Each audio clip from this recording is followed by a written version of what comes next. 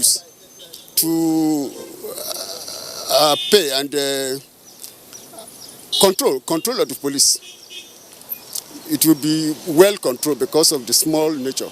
If we have this community policing, it's going to help to control the rate of abnormalities going on in our community. So I think with that, it's okay. We can make a headway through that. There's one thing about the Nigerian police system, and that is the fact that everybody is afraid of giving out any information. Even when you know something is going on somewhere, you will be scared of saying this is what is happening. Why? Because at the end of the day, the police may come back to say you are part of the thing, or they will say you know about it, that's why you came on. But to be able to get this community policing done and to be able to create more security in our communities, it has to be between the police system and the people.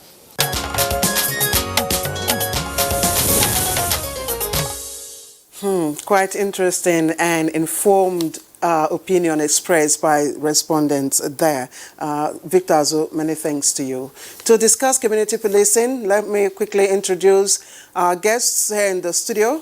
Let me begin with His Excellency Simon Bako Lalong, Executive Governor of Plateau State and Chairman, Northern Governors Forum. Your Excellency, thank you very much for joining us. Thank you. Good morning, viewers.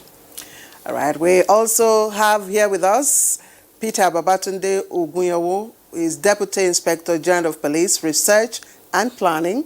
Thank you very much, sir, for joining us. Thank you.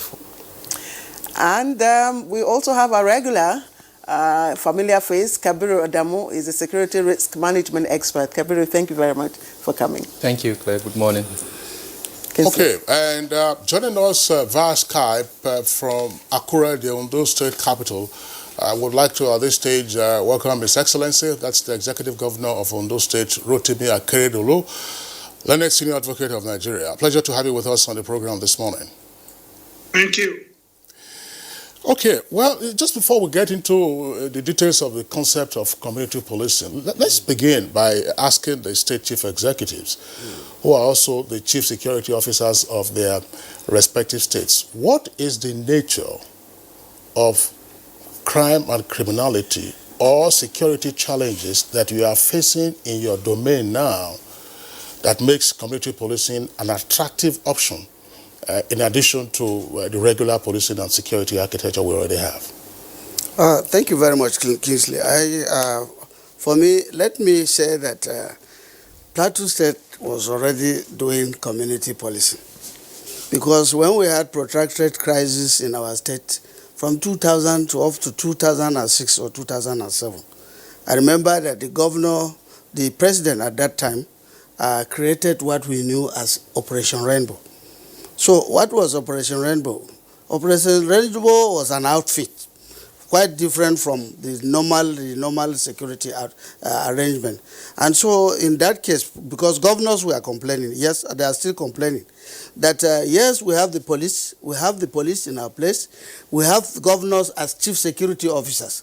But in most cases, when they give order, the commissioner of police will say, I will wait and take my order from Abuja. So by the time you take an order, you see conflicting orders. So governors were beginning to wonder whether they are really chief security officers. And when that crisis came, the federal government gave Plateau, I think it was Plateau and Kaduna also, to establish an outfit. That outfit was now known as Operation Rainbow. Now the Operation Rainbow was a collaboration or a mixture of, there was police controlled by police, there was police, there was the defense, the civil defense, the DSS, combination of the three. And then in every ward, in every local government, up to the ward and to the state, there were people who were now employed by the states, civilians, hunters, vigilante groups, and all of them were screened by the police. They will be screened by the police, and their purpose was to gather intelligence and give the police. Now the entire funding of it was by state, because I know even up to today, Plateau State has about six APC. Police don't have. They don't have. Most of the equipments in our Operation Rainbow are beyond even the police, are beyond in the police. So when there are serious security problems, challenges, you will see Operation Rainbow will first get the information and they give it to the police. It was working. So by the time we come to the discussion, I will tell you what happened after. So for us, it wasn't an issue of whether we're afraid of the security architecture, but then the implementation. And that is why I always say, when I see people bringing them in different outfits, I say that no, it is not about listen, first of all, it's about the empowerment and also the enhancing the capacity of the Nigerian police, and at the same time allowing these outfits, but they should be screened by the police. Because at that time, the recruitment was a problem. I realized that. That's why they are not working. Because when they were not working and people were complaining about those outfits, that was when they brought Operation Safe Haven to Plateau State again. So you have Operation Rainbow. You have Operation Safe Haven. Now Operation Safe Haven came. That's entirely military. Answerable to the minister, to the Chief of Defense Staff. So you see that those kind of complications. And if we're allowed to work very well with the Operation Rainbow, I think that would have been an example of community police, what I saw as community policing. But of course, the attitude of the government itself at that time, because I saw fault in the recruitment. So people who take advantage of it and begin to put turn it into an ethnic militia, or take advantage of it and begin to recruit people on the basis of political consideration. And so at the end of the day, people were now shouting, we are afraid. Even this Operation Rainbow, we are afraid. We don't know who are there. We don't know these people. When they come, they start attacking opponents. We dissolve the entire management. I'm sorry to interject. Yes. I'm sorry to interject. Kingsley asked the nature of the crimes and criminalities in your area that has made this an extra or a need for another model of policing. What is the nature of the crimes that goes on in your area? Well, I think not only in my area, especially talking about the north. You know that even before the Boko Haram thing and after Boko Haram, the crimes are beginning to increase from one level to the other. From mere cattle rustling, it is now banditry. From banditry is kidnapping, and is kidnapping. And so most of it you find ethnic, and also you find religious, and a lot of these crimes. So at the point, we believe that we are thinking that as you nip this one in the bud, you are okay. But as you nip one, another one is re-emerging. So it is like generally there's no control. There's no control because from cattle rustling we move to kidnapping. From kidnapping we are moving to banditry. So when you get to that level, and I think the danger is that many of our younger ones are being recruited. The younger people who are not working, because unemployment, yes, is also part of it. Many of them are involved. I went to Nasarawa when we had the summit there. And out of 100 bandits, many of them were saying, we don't have jobs to do. And so it was very easy, became easy prey when we were invited to come and start doing the business of kidnapping and kidnapping. So when I saw that, I was really afraid. I said, let me go back. And that's why we adopted the community policing. Let's make everybody a police. Okay, let's pause you for a while. Thank you. And also get the opinion of His Excellency, the Executive Governor of Ondo State on this. Your Excellency, again, would also like you to tell us why a different model of security checks has become inevitable for you in your state. Well, thank you. Let me be clear about this. Firstly, we had said that community policing, it will be embraced by all of us, at least in Ondo State and other states of Western Nigeria. We have no problem about community policing. But we have also gone ahead to adopt in our respective states the Amotekun security network. This has become very necessary because of the peculiarities of our own terrain. We are largely areas that are so much forested. We have what we call afforestation cutting across, and we meet and crisscross among ourselves. And we found out that lately, most of these crimes of kidnapping, of banditry, the herdsmen and farmers clashes, all these things happen inside the what we can clearly refer to as our forest. So, and if people commit crimes and they're able to escape through the forest, then something has to be done. We get the police at times and call on them, look, these people were told they are in so and so forest, but their own case is that, look, they cannot go inside that place. And a number of times, we place reliance on our hunters, our vigilantes, who know this terrain so well. They are the ones that know, I mean, they live in this forest themselves. So when they go hunting at night, they can see what is happening in many places.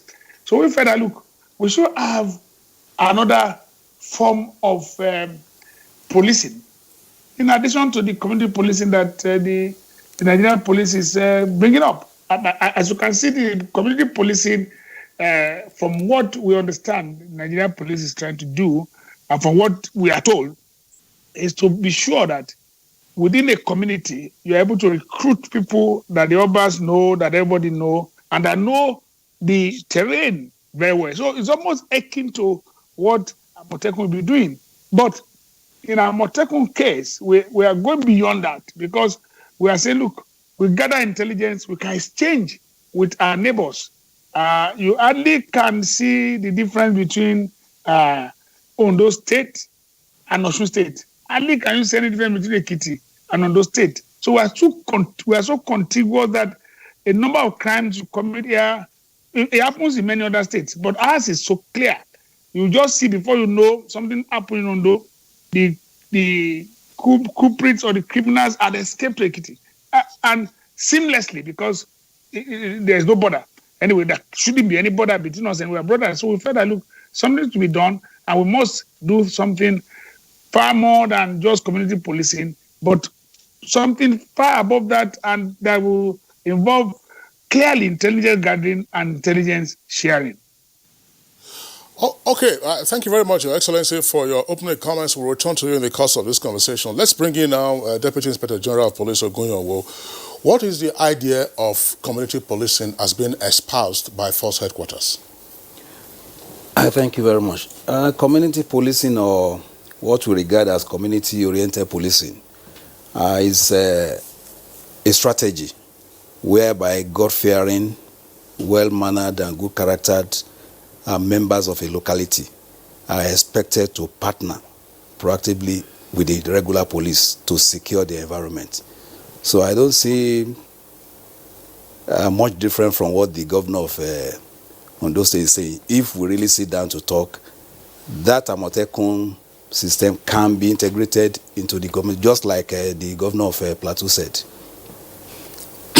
I'm wondering, I want to bring in Dr. Kabir Adamu here, and in asking my question, let me preface it with the comment made some time ago when we were discussing security issues. Professor Etanibi Alemika is a professor of criminology at the University of Jos, a regular guest on Good Morning Nigeria. One day, when we were discussing this issue, he said, look, there's a conceptual difference between community police and community policing. Are we conflating the two? Are we seeing the Anambra State said they are recruiting some 8,000 persons now? You know, the village heads will recruit them, traditional rulers and all kinds of persons to form community police and community policing. What are we seeing? What is emerging? Yes, I agree. There is a conflict of, I think, understanding of the concept of community policing itself and community police. Now, the example given by His Excellency, Operation Rainbow, as an example, can be categorized, Operation Amotekun, as community police. So segments of the community that have grouped themselves to support one or the other form of its policing or security generally, because we have to differentiate between policing and security itself, which is more encompassing. So anyone that is non-state, that has grouped himself or herself, as the case may be, to support security or policing can be categorized as community police. But the community policing itself, at least the model that Nigeria wants to pursue, is state-driven. In other words, it is the police that would spearhead community policing. And it's not going to create a new outfit, as it were. No.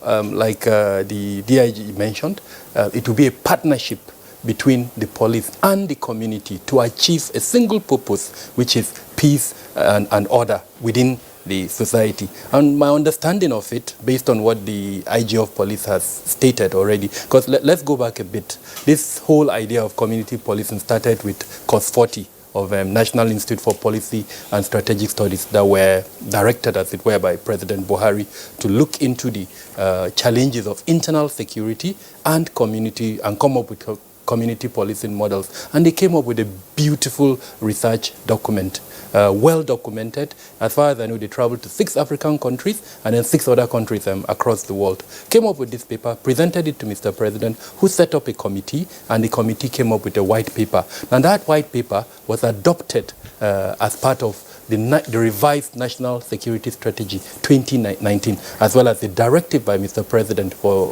community policing to be adopted. If we go back 2004 under former President Obasanjo, we experimented, quote and unquote, with community policing. And as far as I know, I stand to be corrected, about 18 police commands across the country experimented with that community policing model, where they created, I think, the PCRC model. So we've got a history where mistakes have been learned, as it were, and hopefully under this new model that we're going ahead with in 2020, some of these mistakes will be corrected. As an example, the whole philosophy of community policing is supposed to create structures. There are problem-solving techniques, and then more importantly, there are organizational changes that need to be associated with the implementation of the community policing model. So I'm hoping that going forward, the police, because this is purely a responsibility of the police. His Excellency has mentioned a couple of things in talking about Operation Rainbow. One of them, for instance, is the attempt to use the 2 fault lines that we have in the country, which is religion and ethnicity, to make nonsense of some of these policies, as it were. So I am hoping that going forward, especially our leadership that would be charged with the responsibility. There are 2 levels that are very important in this model of community policing that we are going to pursue. Constables will be recruited, and I think that is currently ongoing. Then police community. Anyway, a committee will be created at the local government and at the state level. So that means the state leaders and community leaders will have responsibility to organize people together and put forward the communities that would now relate with the police. And that is where I think these 2 fault lines need to be carefully. Community policing, is it new? No. It's really not new. No, but this model, because there are different models of community policing. I'm wondering, Kabir, pause. Let's pause you. Your Excellency, yes. I mean, what Kabir is explaining looks like some bureaucracy that is emerging. We're going to have, another bureaucracy. We will relate to another one. What is the idea that you have, for instance, or governors have, of community policing? Is it taken out of the white paper that the federal government has conceptualized, or you are facing your own security challenges head on? Well, like I said, if you talk about funding, in most of the states, yes, police is supposed to be funded entirely by the federal government, but you find that most of these police are funded by state governors. You understand? And I was saying something. And I said, if somebody is funding something, then the person should be in charge. He who pays the piper will also dictate the tune. But that is not always the case. Because in some cases, you find governors crying and saying, look, there was crisis here, but I send people to go there and address the issue.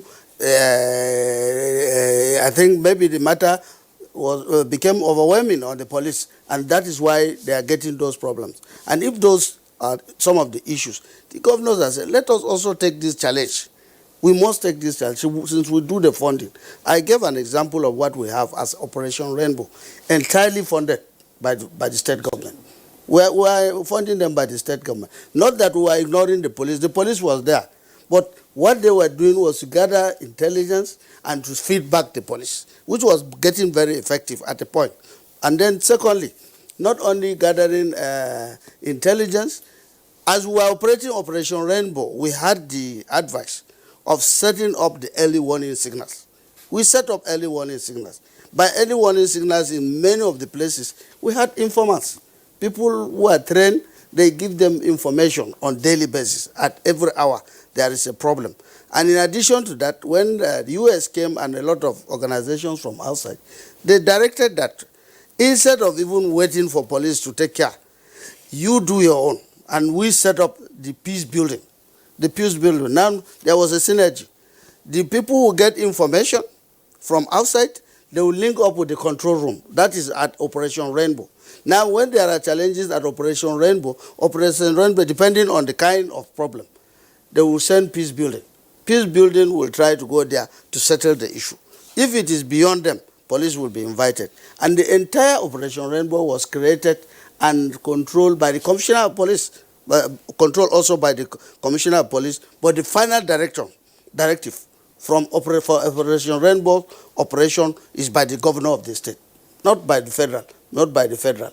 And so when you have this kind of thing, you know that you are also in charge of your police. So you have absolute control. Absolute control. I think people are talking about control and implementation. You said at a point it was effective up to a point. At what point did well, I will say that in my state, at a point where we are coming into election, that was where you see misinterpretation or misapplication of the real concept. Because people were now running helter-skelter. Now, when you come to implementation, people say, no. This Operation Rainbow is populated by an ethnic group, a religious group. We are afraid. We don't want this kind of thing. Or when there were crises, most of it, what we had was crisis between herdsmen and farmers. So if you see Operation Rainbow, some will start crying, no, we don't trust these people. We don't trust these people. Okay. And so those issues continued like that. Okay, let me pause you again. Let's go to Akure, where His Excellency, Executive Governor of Ondo State, is joining us from. Your Excellency, you speak of Amotekun as if it was somewhat different from community policing or the philosophy of community policing. Does it have a distinctive structure and approach? Well, it does. I mean, let's be clear. I listened to I think it's EIG that is in the studio there, which is suggested that maybe Amotekun can be subsumed under community policing. It should be the other way around. There's no way we will subsume Amotekun under community policing. What we have said is very clear. And we have made it very clear and in clear terms, even with our discussion with the Inspector General of Police. Yes, ours is collaborative. There's nothing wrong in that. But community policing is different. Community policing is one that can even be subsumed under Amotekun. If the IG is prepared to let go and leave us to do that. Because what my friend SB, that is the governor of Plateau State. I call him SB. What he has said, you can see clearly what we are trying to get at with Amotekun is that there will be a command, and that command will not be from Abuja. It's not going to be possible. The command will be with the state governor. Every state will have its own command. We are not running a regional feed, but that the command will be with us. We want to be in control of what is happening. Because it's not something we will subject to the Commissioner of Police or any other person or the brigade commander, but we will work together. But the command will be with the state governor or the state government. And just like we have in few of our states now, immediately the laws are passed, we have a command outfit. We have a particular place in the state where you have the command. And everything comes into that place, and you now share it with other states that are within the Amotekun network. So for us, why it is quite different is that, look, we have always argued that, look, just like the governor of Plateau said, we cannot go every time from Abuja to give directives as to what will happen. It cannot work. And it has never worked. It's not working because it's too far. Abuja is too far from almost of the states. So the state commissioner of police itself at times will need to get to a zone to know what to do. And from zone, it goes to Abuja. Where are we going to wait? And by that time, somebody has gone away with children, with wives, with husbands and go, and they have been kidnapped. We are saying we want to pursue these people relentlessly, and we want to do that with all the force we have within us, because we are here to safeguard and protect our people. And the security of lives and property is very important to us. So the Amotekun outfit is quite different, but it is collaborative. We will work with the police. Let me say this. Yeah, don't let anybody believe that this community policing is perfect. No. There's some, even the police is still trying to work out what they believe it should be. Are we going to pay? Is it going to be voluntary? Are they going to be like Saturday police? Are they constabularies? All these ideas are still coming up. So even how community policing is going to run is not very clear yet. But we are clear as to how Amotekun will run. So when they are ready, we will subsume them or we'll work with them. But community policing, clearly for me, as the Inspector General of Police has made us to understand, is more or less that, look, in your local government, it's suggested that that the Obas will be the commander-in-chief. And I said, Obas, and at times we come out and say, look, we won't be able to pay. It's going to be voluntary. We had argued that, and the IG has said, okay, we're going to look at that again. I said, there's no way. You don't get anybody to come and work to volunteer now. Volunteerism is no longer in our blood in this part of the world. But we must force it one way or the other when the time comes that, look, people must be able to volunteer. But when you have to pursue criminals, it's not an easy thing to volunteer. People who ask for salaries. So we are looking at all those things, and we believe that, look, yes, community policing, if not properly handled and people are remunerated, then it's going to be a failure. I can assure you. So I'm sure that the idea said is going to look into this. We're going to look at the issue of payment and and every other thing. But I must make myself very clear that, look, Amotekun Security Network is different, but it's a statewide organization, and the organization will link up and will have to share intelligence with neighboring states within the Western state. That's it. All right, well, Your Excellency, I still would like you to respond to aspects of what you have said.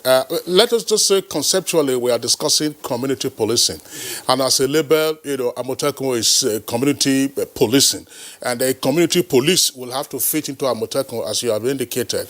But tell us something in terms of the idea of Amotekun. What would be the operational competence of the network? Mm-hmm.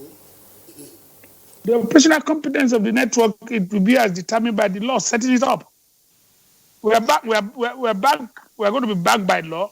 The laws are clear. The law provisions of the law are clear. So the law will give the competence, and there's nothing anybody can do about that. For as long as the law does not run foul of the Constitution, and we have looked into it, we have what we have done about the law to have our attorneys to work on this is to be sure that, look, it's a perfect law that nobody can fault. So its competence is derived from the law setting it up. Okay, well, thank you very much. But are we just fighting shy here of saying state police? No. This is not state police. We are not setting up any state police for now. There's no way we can do that. It's not provided for by law. It's not provided for by law. But the law is clear that, look, we can protect our people. My brother governor from Plateau spoke to you about Rainbow. Rainbow, as the name as suggests, is because it has to be that you have the police, you have the civil defense, you have probably the military. It's a coalition, that's a rainbow coalition, and you can run that.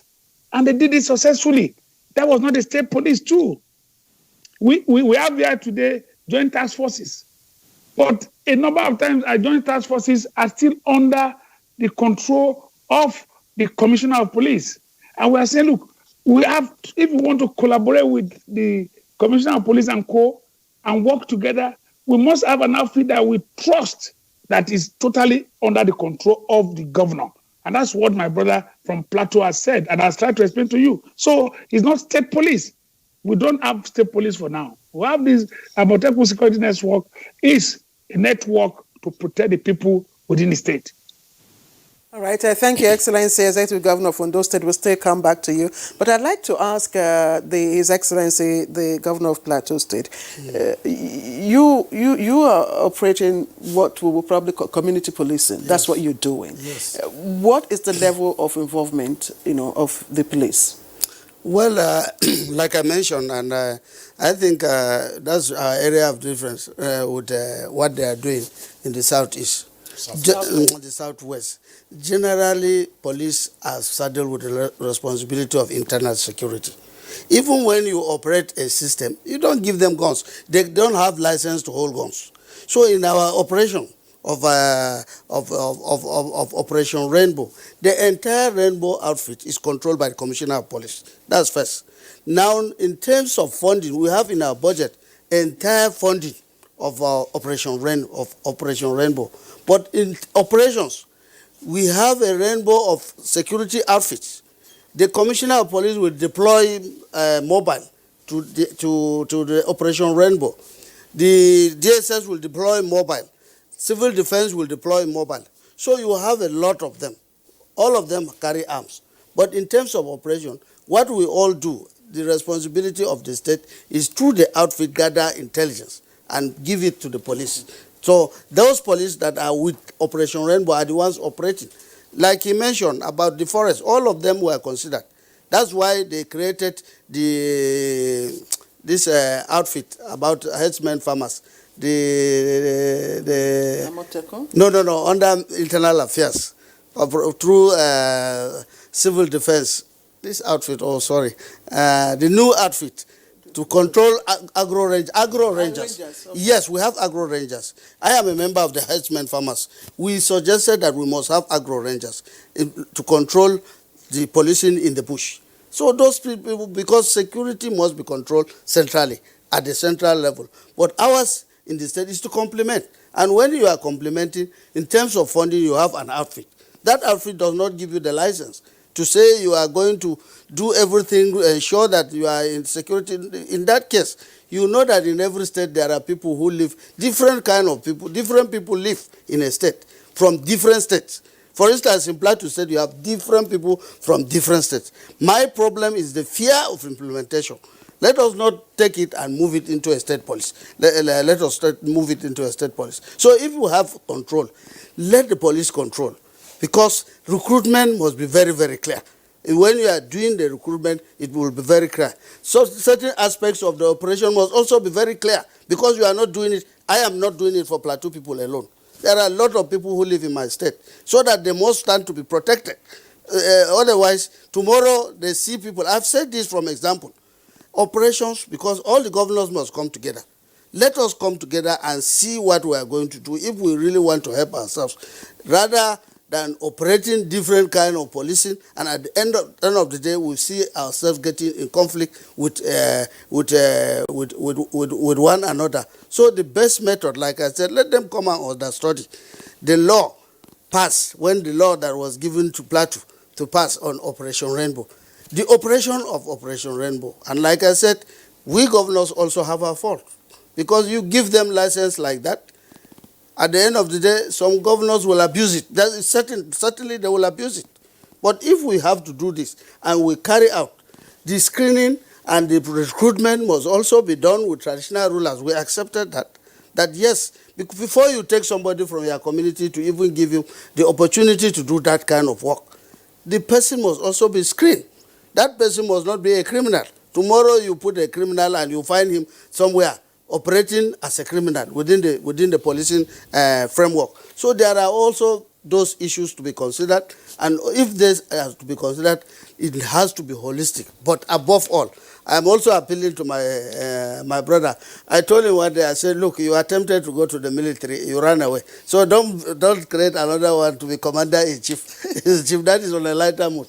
But then, this thing is going to help us because the military are now out. We are asking, when are they going back to the barracks? When are they going back to the barracks? Because they will go back to the barracks. They will leave us with the issue of security. The earlier, the better.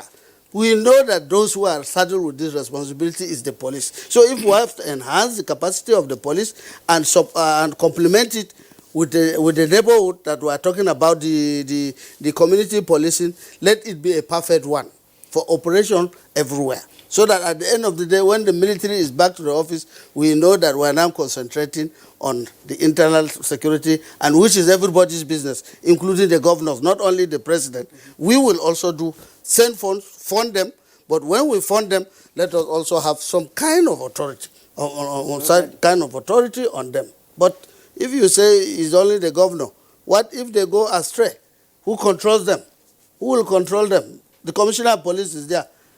It means he has no business being in your state. Yeah, Your Excellency, you raised one pertinent point. I'll come to that presently. Yes. That's to say that's why I asked your brother governor in Ondo the operational competence of Amotekun, but it says that it will be by law. So apparently the bill is still in the process. When it comes out, we'll know what the operational competence will be, and then how to resolve potential jurisdictional conflict between Amotekun, for instance, and the regular police. But I want to come back to DIG Ogunyowo. Listening to your explanation as to how community policing will function, I get a sense that we are virtually back to what we used to have in the 80s, and more particularly in the 90s, when armed robberies were common in urban areas, where you had the PCRO, so that is the Police Community Relations Committee. So how is this different now? Because if you look at the nature of crime and the terrain where crime occurs, is this model likely to work, considering what the Excellencies are saying? Yes, thank you very much. Let me first of all react to what the governor of Ondo State said. There is no how you can subdue a federal law under the state law. We must get that one clear.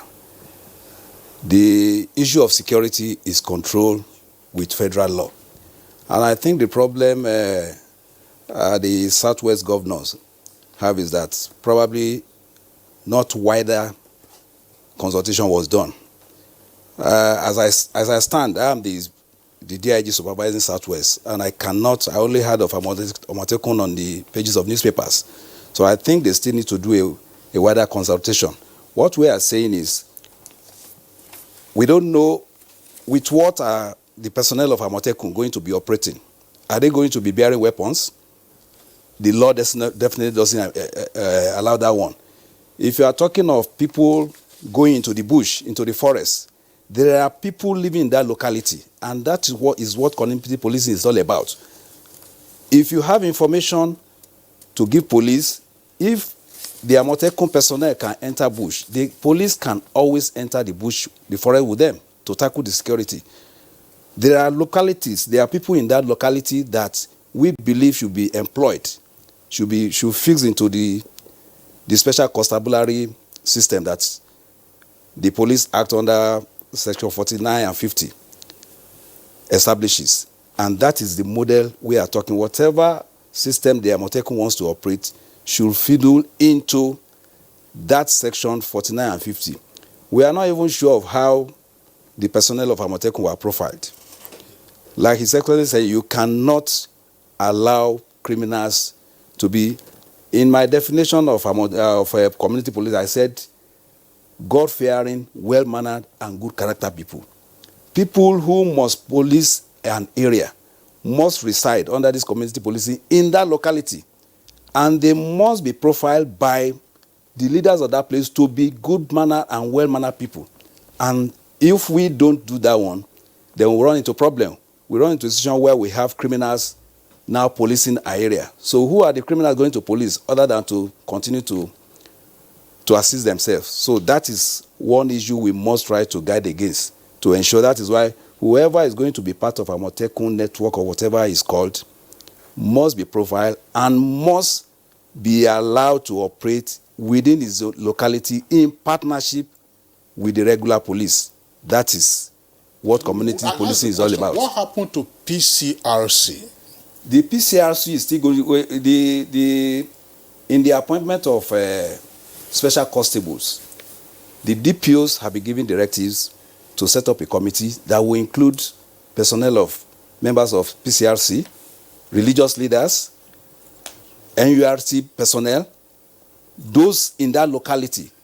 And whoever is going to volunteer, these are the people that will screen them. Not even the police. Police will only be a member there. They are the people who will screen. They know who and who. People who want to police an area must be resident there to know those who are there. And I think it is safer because criminals are not from heaven. They are not from the blues. They operate within us, and criminality is done within the locality. So that is why we are saying is an initiative where the people are supposed to police the area, own the policing in the area, and secure their environment. And that is, I think, is easier way. And there is for them to take proactive action before even crimes are committed, because it is better you nip crime in the bud before it's committed. It's safer and more economical, and is less fatal than when crime is already committed. Obviously. Dr. Kabir Adamu, I'm wondering, this concept of community policing, does it give room for visibility of, members, of people that are, to serve? Because crime and criminality, it's no longer conventional. It's taken somewhat different dimension. And if we must look for ways to tackle, to address these issues, we must also go about it in conventional ways. So this one we're having operation this, operation that are overtly, people see them. Is it part of the techniques of community policing? It's a philosophy, community policing. Like I said earlier on, we shouldn't expect a new Nigeria police force. No. Nigeria police force will remain. What will be different is now that the community would lead policing. Must they be seen? Must they come into a group? So there are levels. In my opening statement, I mentioned the state level, and he corroborated that when he said the DPOs have been charged to create community policing committees. Now, those committees would have at the state level and at the community level. Now, that is the structure you would see. However, policing as a method has different ramifications. Some of them are visible, and then some of them are not visible. So intelligence gathering, as an example, which is a philosophy or technique of policing, would have different methods. We know the CID, but do we know the operations of the CID? Some of them are visible to us, some of them are not visible. Technology can have different ramifications and support for policing as well. Now, there are so many things that we'll have to do. Remember, in my opening statement, I mentioned that the organizational structure of policing will have to change to accommodate community policing. And at this stage, I would like to recommend to especially our excellencies, Governor Lalong and that of Ondo State, to study the Lagos model. It's a very interesting model that I'll recommend to the entire 36 states and Abuja. They set up the fund. Security Trust Fund, exactly. It's a very interesting model. As an industrial security expert, I've studied that model and I'll recommend it. What they have done is that, unlike, and I don't mean to throw any shade on the police, currently we're paying money to the police, but there is no way of auditing that money. What Lagos has done is that they have created a structure and a platform to accommodate monies that are coming into security, actually, not just the police. And interestingly, the equipment that model has is unrivaled by any state in Nigeria. His Excellency has admitted to the fact that his state has APCs, and the DIG can tell us how many APCs does the police have. Lagos State has helicopters under that fund.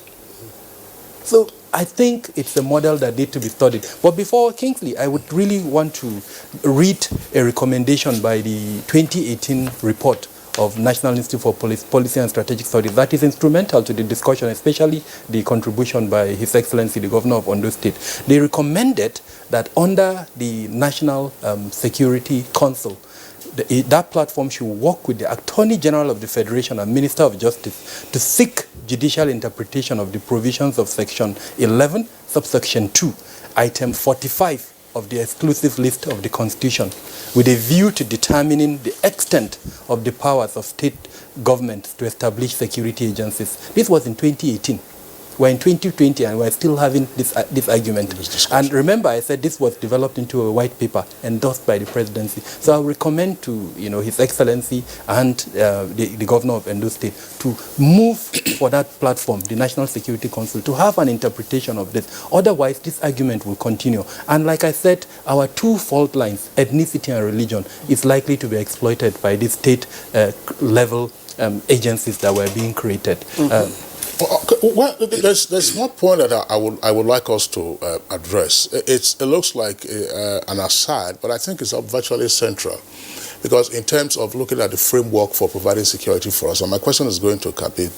We hear, okay, community police members or members of the community police will help in intelligence gathering.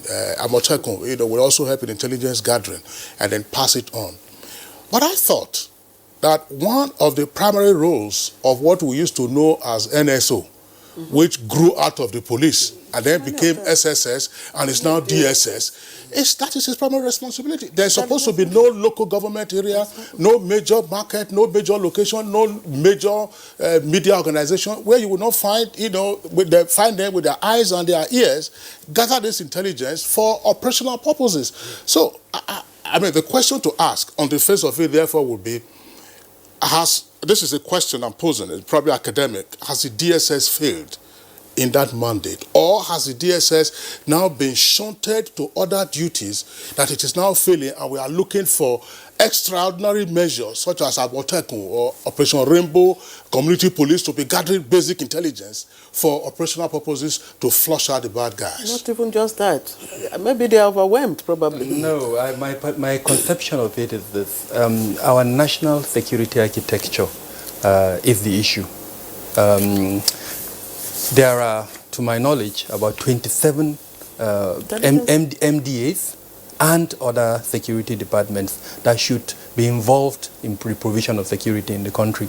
But over time, I think there is a constitutional lacuna, unfortunately, and some of it is a history of our military past and then our colonial past, that by now, the legislation that gave powers to these bodies should have been amended so that the issue of overlapping will be corrected, issue of resourcing will be corrected. Unfortunately, that hasn't been done over subsequent years. So we found ourselves at a situation. One other key element is the appointment of the leadership of those organizations. There is a political aspect to the appointment of their leadership. And that means, for instance, I'm sorry, for lack of a better word, tenure elongation is one of their primary focuses against national interest. So it lies with the formation of our national security architecture.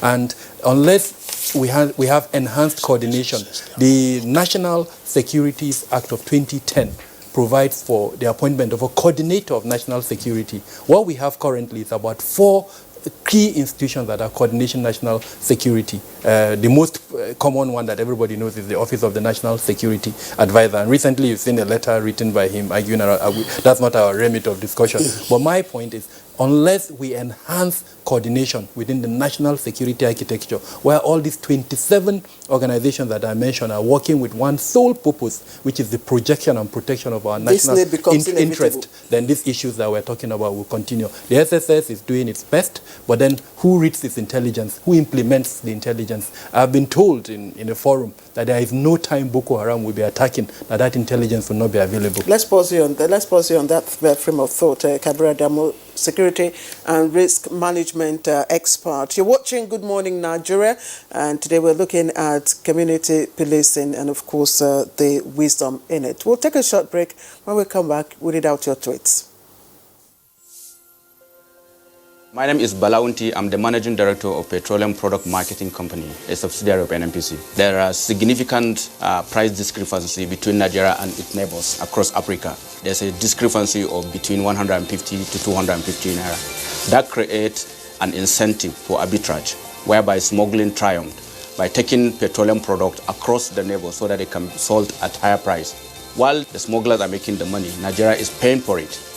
And that payment is distorting everything that we do in terms of planning, in terms of our ability to fund, and thereby taking money that is meant for development. The introduction of this Operation White will have a reduction of close to 6 million liters on daily basis, which if you take an average of 150, translate to a saving of over 1 billion naira every day. That is the benefit of Operation White, and we have started seeing the great benefit.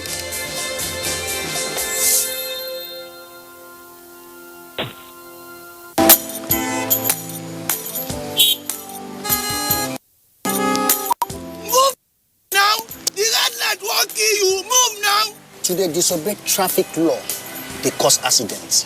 Me, I don't talk, say I no go dey do am again, because change begins with me. Cross the other side of the road. I will no longer endanger my life crossing the express. Instead, I will use the bridge, because change begins with me. Oga driver, stop this bus now, won't come down. I be one carry me past where they go. Make her dey stop anyhow for road, they cause traffic wahala and accidents. So I go dey stop for the right bus stop, because change begins with me. Change begins with me. This message is brought to you by the National Orientation Agency in conjunction with the Federal Ministry of Information and Culture. Newcastle United travel to London for the second week in a row as they take on Crystal Palace in the league. Will they achieve the double over their host this season, or will Crystal Palace carry out their revenge? Find out as Crystal Palace hosts Newcastle United on the Premier League Live on NTA Network at 3:30 p.m. this Saturday. The Premier League Live is brought to you by Coca-Cola and Access Bank. All right, welcome back to the program. It's Good Morning Nigeria. We've got a number of tweets. Let's quickly take them. I'll begin with Smart. It says, community policing will surely go a long way in curtailing incessant killings because it has to do with the immediate neighborhood. Now, Festus Akimboyewa tweets in part, say, heinous crimes have been with us for a long time, but they have gotten terribly worse because they have not been tackled effectively. The time for community policing is now. All right, Sunny Michael Omako just says, our problem is not proliferation of security apparatus, but it's about giving capacity to the current police force. Employing more police officers and deploying them to their villages is not different from community policing. Some governors will definitely abuse community policing. Amokbola Babs says, what is expected of our policymakers is to draw a framework in line with the national security architecture with a view to ensuring that politicians and the state do not abuse it. And Oladimeji Morufu says it's quite imminent to have community policing. Well, he says community police. We must not politicize it. Law Alpha C, my fear is that the force, that's community police, will lose some form of credibility, professionalism, respect, and general efficiency. Okay, this is an additional one coming from Omobola Babs. No one knows the terrain of a geographical location more than the inhabitants of such area. The locals understand more and better the environment, so they know their neighborhood. They know people who are productively engaged and those who loiter and may portend danger or evil. Now, Neil Lane tweets, now, community policing created for the good of citizens, that's fine. But the greatest problem here is that they will be created by politicians and they will be under politicians who will use them for politics. All right, and Abdul tweets, community policing used to be an effective security innovation during the native authority days. We can still engage the services of our traditional institutions. Also, considering the growing population, we can make it work if a lot of personnel are engaged and are well paid. All right, this is coming from Francis Obi. It says community policing is a welcome development, but the present police force should be remodeled to avoid conflict of interest. All right, Dele Jack Solomon tweets, policing agencies in Nigeria are unlikely to be successful in creating partnership to address crimes and violence until they establish trust relationships with the communities they serve. This they must do to have an effective and efficient policing of our communities. Now, Thomas Umbango tweets, the benefits of community policing cannot be overemphasized. However, the cause should not make us overlook the challenges involved, issues of inadequate funding and politicization. And Mohammed Usman says, community policing, if and only if it's not hijacked by politicians, will be the best way for curbing crime in our society. And talk Soladende, I reckon our security operatives will be well integrated into their areas of operation in a situation where they serve at pleasure of and lean on their traditional rulers and community or elected officials. All right. Again, Talks says, with community policing, I expect the use of local political platforms to boost intelligence gathering.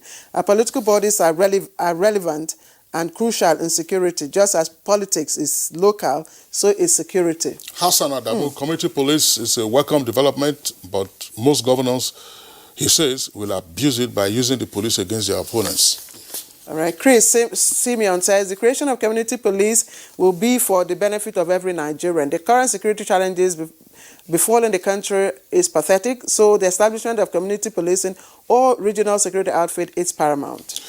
Bashiru, community policing is largely intelligence-driven. It may complement efforts of the security agencies, but given our poor record of handling intelligence, are we confident that those tasked with it will not compromise and put informants at risk? Okay, again, Chris Simeon says this is very important. Very important. People who will be recruited into community policing must be people of good character and free from criminal records. By so doing, community policing will work stronger. God bless Nigeria. Abbas Idris, community policing should reflect the involvement of communities in securing their environment. They should be recruited and supervised by traditional rulers and community leaders in order to checkmate and instill discipline. And Keju Olagboju says community policing is not the same as state police and cannot cope with the level of insecurity at hand. The entire federal structure of police should be decentralized to give way to state police commands, while the federal police command should attend to internal security. Nandom Wuyep, community policing is a prudent step, and I think one other way to tackle the insecurity is that the armed forces, security and law enforcement agencies, and government in its wisdom need to also look is to identify the frenemies amongst them. Frenemies, that's slang. Well, I just to return to their excellencies, first, the executive governor of Ondo State, who is with us via Skype from Akure, the Ondo State capital. Learned Senior Advocate Rotimi Akeredolu. Listening to the tweets and indeed the comments by the other two guests in the studio, there are a number of matters arising. But I would like you to respond to this. I mean, some persons would argue that when we get to the bridge, we will cross it. But there is the fear of potential abuse of internal security arrangements, whether community police or state police, and that we have to go back to the First Republic to see, for instance, how internal security organizations were abused, but particularly political opponents were at the receiving end of the misuse of those authorities. What are the guarantees that now in the Fourth Republic, in this almost 21st year, things might be different? Thank you. Let me, you raised a few issues. And let me address. Firstly, I'll go to what you said, but let me touch on what the DIG said about issue of consultation. Maybe he's new on this desk. So if he feels that he does not know what we are doing, then it is new. We had a security summit attended by a DIG, that's Taiwo Lakanu, and so many other policemen, we all sat down to discuss. And in a few of the things we have been doing, the IG is aware of it. So if he claims he's not aware, then that would be his own cup of tea. So to say that we didn't make consultation will be very wrong. So you have to correct that. Full consultations were made. They were part of the summit. We arrived at conclusion together. All of us came back. We had our commissioner of police involved in what we are doing. So to raise issue of consultation will be totally wrong. Then they have raised issue about profiling. When you talk about profiling those who are coming into a Amotekun or to any other thing, is this suggesting to us that they don't profile those who come to the police? Because the character he's talking about is not found anywhere. talking about men of character, stressing issues that you cannot do yourself.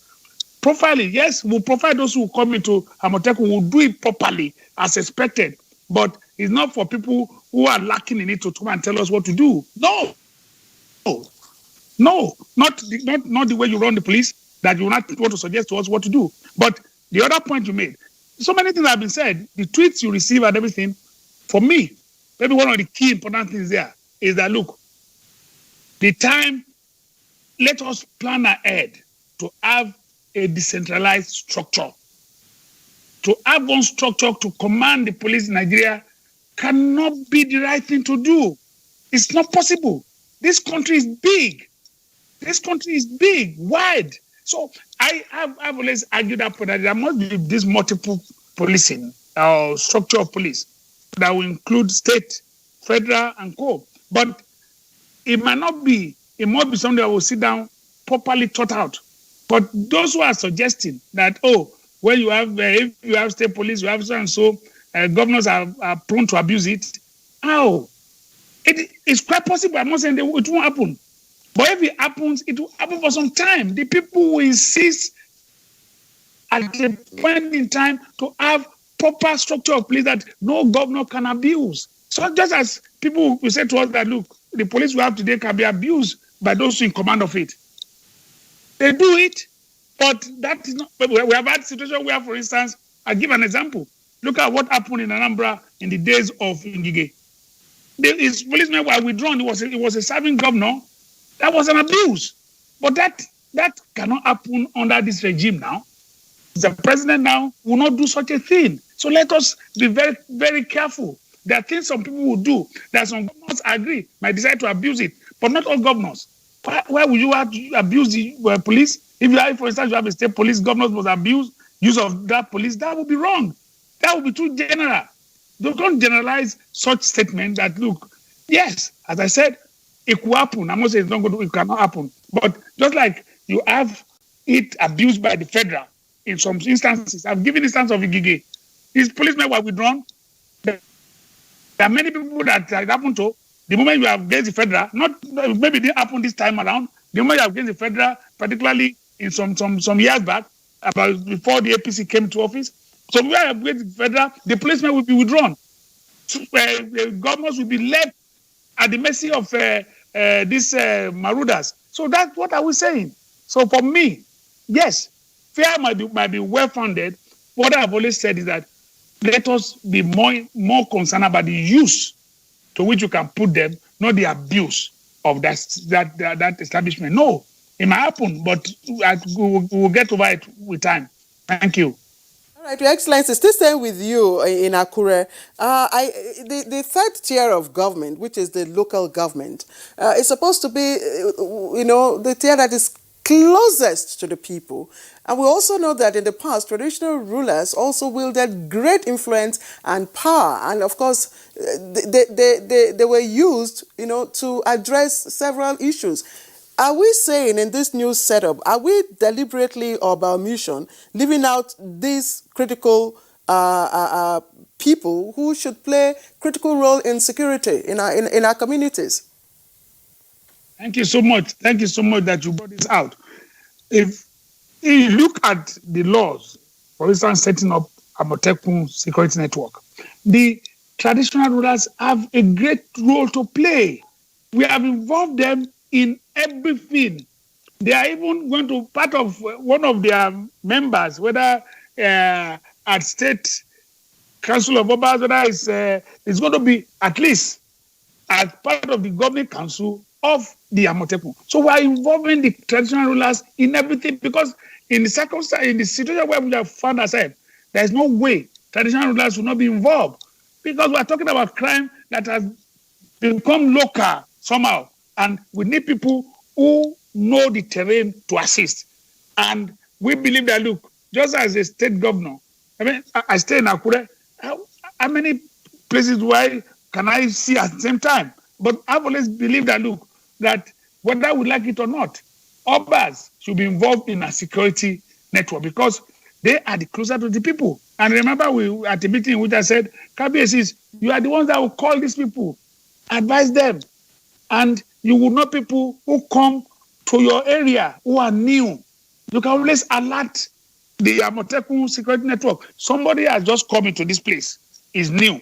Some people are gathering here, they are building new houses, or new, not really house, but you have this shack. People just come, move into your territory, are building shack. The Oba will know. Is people, the hunters will come and inform him and say, this is happening here. We met some people in the bush. So then the informers will go there immediately and see what we can do. So there is no way we can run, for instance, I call it even the community policing, or you can run the Amotekun without the Obas. And even the IG says so. I mean, the last meeting we had, the Obas were there. The IG he placed so many responsibility on their head, just like we would do under Amotekun. It's just that our law provides for them and accommodates Oba in what we do. Executive Governor of Ondo State. Let's come back now to Right Honorable Your Excellency. May I borrow the phrase from Akeredolu, Governor of call you SD Lalong. He calls me SB. All right, well, Your Excellency, Thank you, the issue of potential politicization of community police, yes, is trying to secure our environment. How can we overcome this? And in particular, back again to the question of operational competence. How might the two, let's say, assuming there are two agencies now, one state-based or community-based, then the other federal police, how should they interact? Clearly, I mean, somebody will suggest, for instance, on no account must you have any community policeman involved in election matters. But how would you, suggest that this relationship be managed? Okay, first of all, let me say that, let me answer the suggestion by Dr. here, yes, that the Lagos model was very good in terms of funding. We agreed to the Lagos model, and all of us, when we made the presentation, the policy presentation by the APC earlier, I think was it last year when we had a conference at the Villa, all of us agreed. We said no, because first of all, you must fund the police. You must put them, build their capacity to the extent, because crime is taking a new dimension. Technology otherwise is coming up. And then Lagos model was introduced. We all agreed. That was where the business community accepted. I was very happy with because Dangote was representing the business community. He said, now that we've agreed, the business community will bring half of the funds, if the federal and state governments will bring the other half. As it is now, at the state level, we are ready. We are waiting for federal government. Let us know what we are supposed to contribute. Business community will bring half of it. We'll adopt the Lagos model in terms of funding. Now, coming back to the application, I will still say that I gave a law of Operation Rainbow to the Southwest governors. I said, study that law and let us see how to move together. Because we don't want situations where, like I mentioned, this is Nigeria. People live in your place. I don't want people to come with fears that the purpose of this law is to excise many of those people. I am the governor, I'm the chairman of the Northern Governors Forum. I've raised those fears to some of them. I said, look, let us not begin to say we are creating outfits differently. Let us harmonize our position, because all we are trying to do is to ensure that we have perfect security in the nation. But the laws of the federal supersede those of the states. These laws were granted to states by the federal government. Federal government woke up and said, look, go and craft a law by their state assembly, but bring that law. We will look at it and we accept. That was when Jonathan was the president. We did the law from the Plateau State. We sent it to the federal. Federal looked at it, amended the law, and then perfectly we came back. They signed the law and we were operating the law. Now, part of what my colleague is saying, I have seen it. It's experience, I've seen it. 7 months they were not paid. 7 months. When salaries of civil servants were not paid in the state, the Operation Rainbow were not paid. And so security got scattered in the state.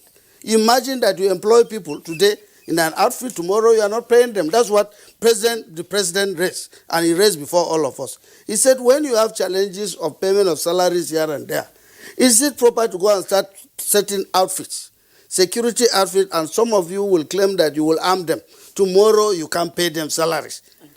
So, and they are there, they are armed. What will happen? So these are issues that we will take it holistically. By the time they bring those laws, let us come back together. Because as you are implementing, you should also know that there are a lot of people from the north, there are a lot of people from the southeast that are also there in your place. They have some concerns and fears. So let's look at those concerns together before we start implementing. If police is saying we did complement, like we mentioned too, issue of synergy. We don't know who is saddled with responsibility. Let it be very clear that this is the outfit that is saddled with the internal security of the nation, so that we can all key in. We have, like governors, today in every government house, you have security, you have SSS, you have civil defense, you have everybody, you have the army. So you don't know which one is in charge. You have a crisis. You come back, you say you are asking for reports. Everyone is looking at each other.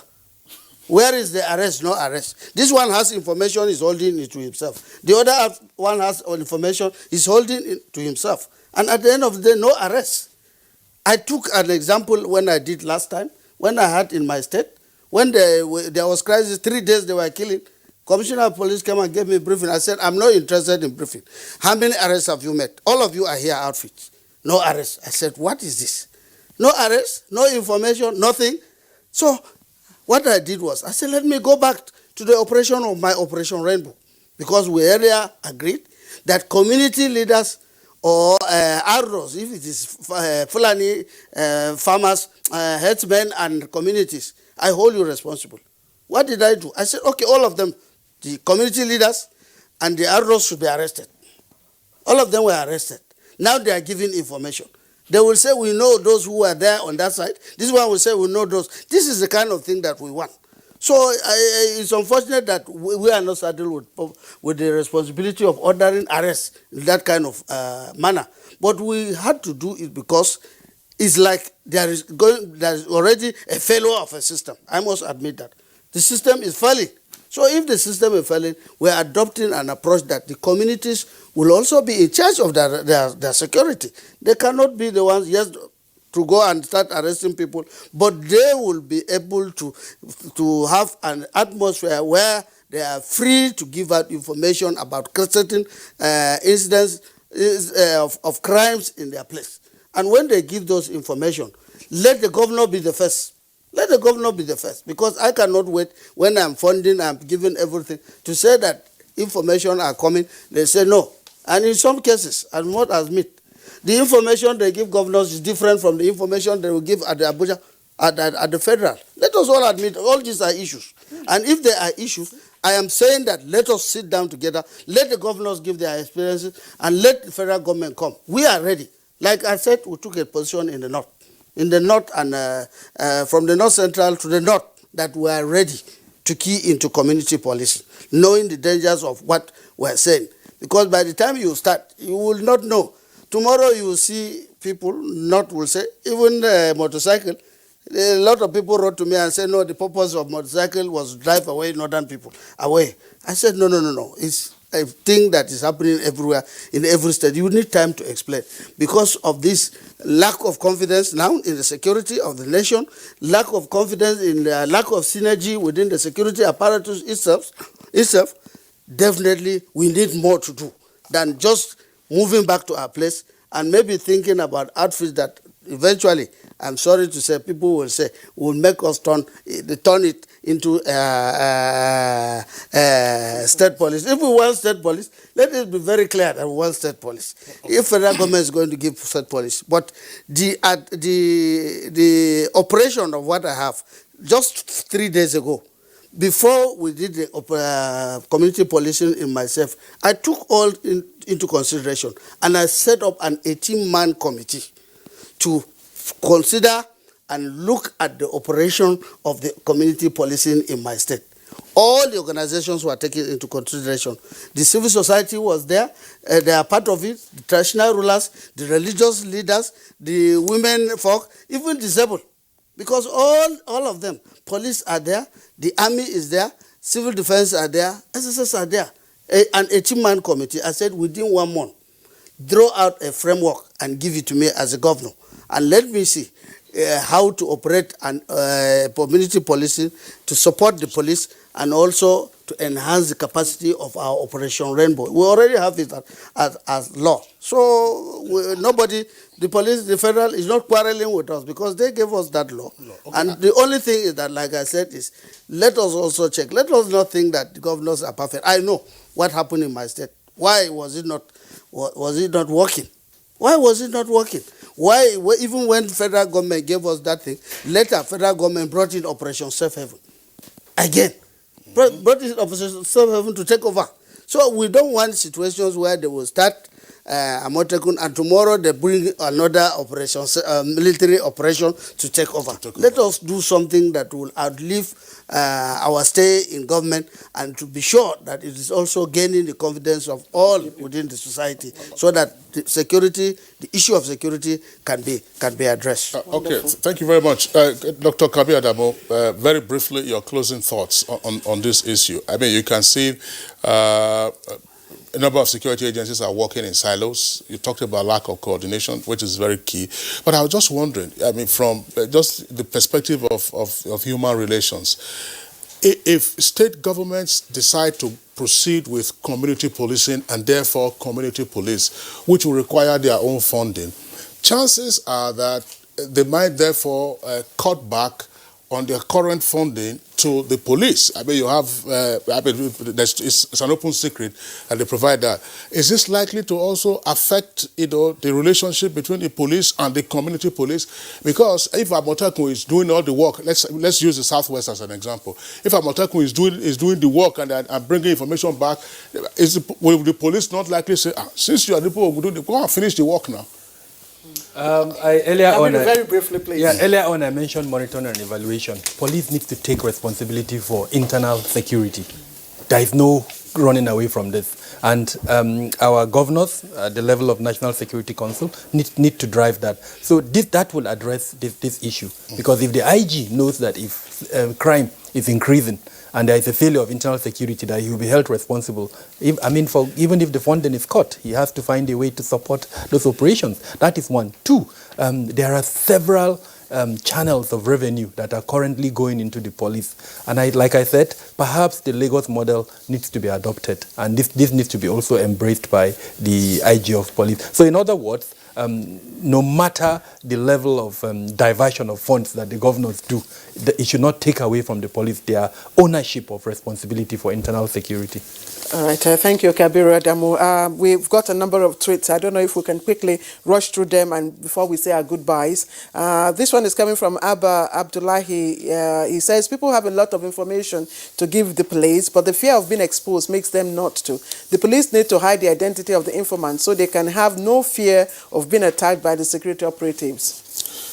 This is coming from Demer Gideon. It says, Governor Lalong, tell him I'm happy with his idea of how community policing should be, but they should please take the recommendations by Kabir Adamo in the studio on Lagos State. I think the governor has already commented on that. Yes. And of course, others here. Charles, Deme, Prince, Formula 12. We thank you, all of you, for your tweets, and let's quickly appreciate all our guests. Let me begin with His Excellency Simon Bako Lalong, Executive Governor of Plateau State and Chairman Northern Governors Forum. Thank you very much, sir. Thank you.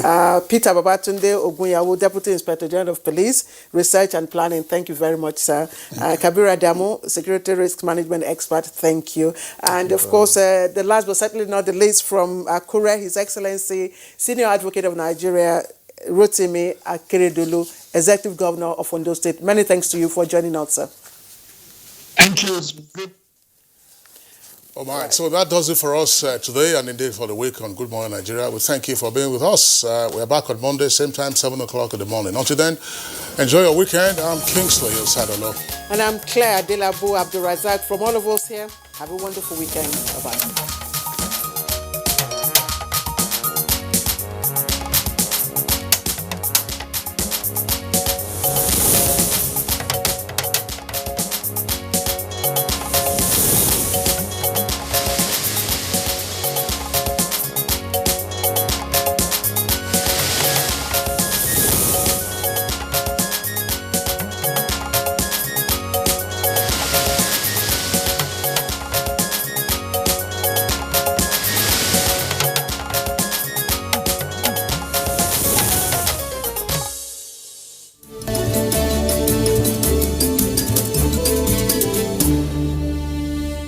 The concept of unity depicts itself as the unwavering oneness, togetherness, and undivided coherence of a group of people with respect to our differences. In a multicultural Nigeria, where progress is the goal of every sector, political group, and ethnic region, unity is paramount and a key factor to building the Nigeria of our dreams. Therefore, let us all disregard our